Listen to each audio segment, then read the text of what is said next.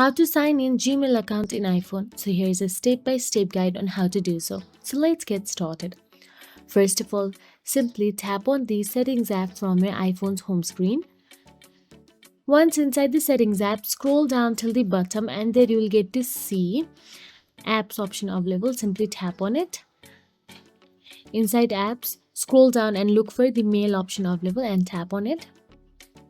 Inside Mail, tap on the Mail Accounts option available at the top and navigate to the Mail Account sections. There, tap on the Add Account option available there. Once you tap on the Add Account, you will get to see different options available there. From there, tap on the Google since we are signing in with Gmail account. Now, sign in with your Gmail email and password. Allow permissions if prompted, and you can sync your mail, contacts, calendars, notes. So that is it. Then your Gmail will be available in your mail app. If you found this video helpful, please like, share and subscribe, and thank you so much for watching.